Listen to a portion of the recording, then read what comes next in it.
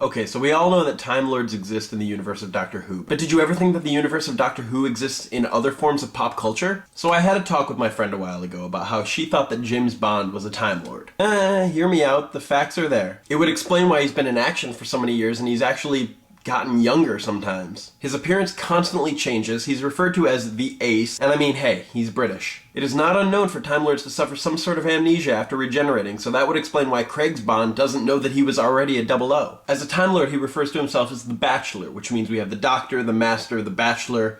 Do you really need more proof? Now let's talk about some other pop culture Time Lords. Okay, obviously, Neo from The Matrix. He has a TARDIS, but it's been changing periodically, and then when he dies in the end of Revolutions, he doesn't actually die, he regenerates into the person you play online. Sherlock Holmes is also a Time Lord. Watson is his constant companion, and he's frequently running around the 1940s. He's always ending up in trouble, he subverts and disrespects the police, and he solves mysteries. He has many hidden talents and immeasurable knowledge about random things. The Third Doctor was probably modeled after him to some extent. Yoda is a Time Lord. We all know that when Time Lords get really old, they start to get really small, and his house on Dagobah must be his TARDIS. Wally is a cybernetic Time Lord. His regenerations include Rob, Short Circuit, and of course R2-D2. Actually, he could have been K9, absorbed some of the Doctor's powers, and then regenerated into R2-D2. Oddly enough, Wally is voiced by the same guy that did R2-D2's beeps and whistles, so Benjamin Barker from Sweeney Todd is a Time Lord. He spent 15 years in an Australian prison. At any point he could have been hanged, shivved, poisoned, killed in any number of ways. He regenerates, hence the change of name, and the new regeneration is focusing on whatever scraps of sentient and memory that the previous incarnation could hold on to. The years, no doubt, have been less than kind indeed.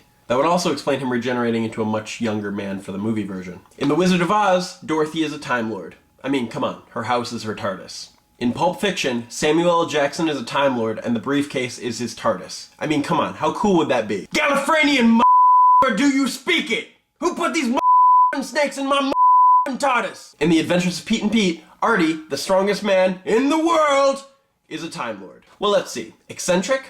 That's one way of putting it. Strange powers in biology? He's the strongest man in the world! For a reason. A TARDIS? In one episode it was shown that he lives in a porta potty which is actually a lot larger on the inside than it is on the outside. I mean, he was able to host a respectable dinner party there. A companion? Little Viking Pete, of course. The main difference between him and the Doctor is that Artie stays with one person in their own time until they're ready to go off and do their own thing, and then he leaves. In 24, Jack Bauer is an exiled Time Lord. He seems to travel instantly to places where it would have taken an hour by car or plane. His messenger bag, which gives him any weapon for any task that he needs, is his TARDIS. Jack has never seen traveling through time, so he was probably banished to Earth by the Council. And he also doesn't really have a completely working TARDIS. Time Lords have two hearts, which would explain why he was able to survive cardiac arrest in seasons 2 and 4. Blue's Clues. Blue is a Time Lady, and her house is her TARDIS. The house is clearly much bigger on the inside than it is on the outside. The entire outdoor scene changes from episode to episode, which means that she's traveling through time and space. That would make Steve her companion, which, you know, everybody knows that she's smarter than Steve anyway. The Colbert Report. Stephen Colbert is a Time Lord. No, wait, there's serious evidence for this one. If you ever looked out the window of the interview table, it looks as if it's on top of the Statue of Liberty. But the alternative to his TARDIS being on top of the Statue of Liberty, his TARDIS is the top of the Statue of Liberty. Like the arm torch part. So my theory is that a few years back he crashed into the Statue of Liberty and rebuilt the arm as the TARDIS so that nobody would notice. That is why no one is allowed on the torch of the Statue of Liberty anymore. There's also the way that he can fit ridiculous amounts of stuff into small spaces. He was able to fit John Oliver into a suitcase, he has 2 Starbuckses under his desk. Starbucks eye. And there's a curious way that parts of his backstory just don't match up. He's either forgetting parts of it, making it up as he's going along, or he's been around a lot longer than he's letting on. Clearly, the bears are not what they seem. There was one time where he was shot in the heart by Conan O'Brien. The only explanation? 2 hearts. And he's also Santa. Only a Time Lord could have such a massive ego. In Lost, Ben is a Time Lord. He's a time traveler that knows way more than any human being ought to know. Explanation? He's not a human being. Or Jacob is a Time Lord. In any case, the island is the TARDIS. Or Eloise Hawking is a Time Lord. That is like seriously the only explanation for her. And her TARDIS couldn't be more perfect. The little pin that she wears? Yeah, that. Or the island is a Time Lord and Locke is its TARDIS? Forget it. In Scrubs, the janitor is a Time Lord. That would explain his lack of name. The protagonist of Doctor Who is the Doctor and janitor is the janitor. The janitor holds secret dreams of being a doctor, but maybe he just wants to be the Doctor. Because you know the Doctor has his own show and the janitor is stuck as a supporting character.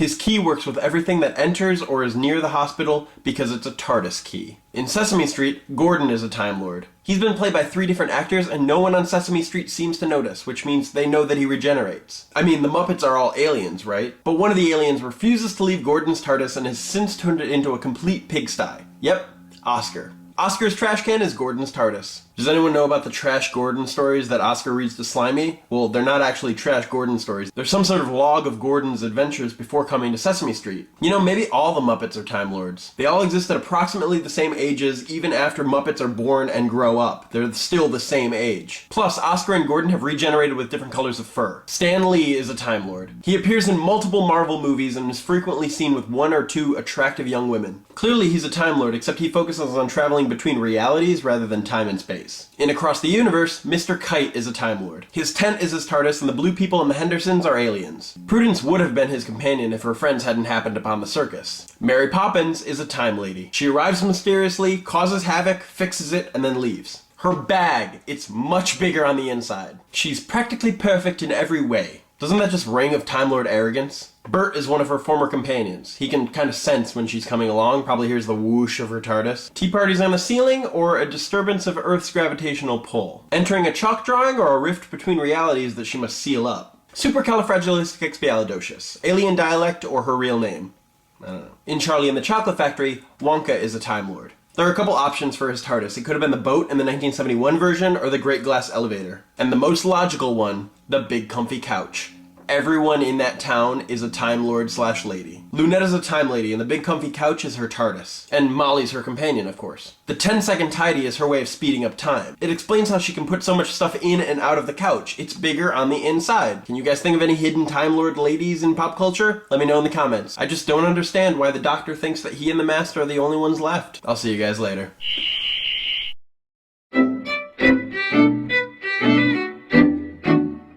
Gallifrenian muffin fluffer, do you speak it? Who put these muffin fluffin snakes in my muffin fluffin TARDIS?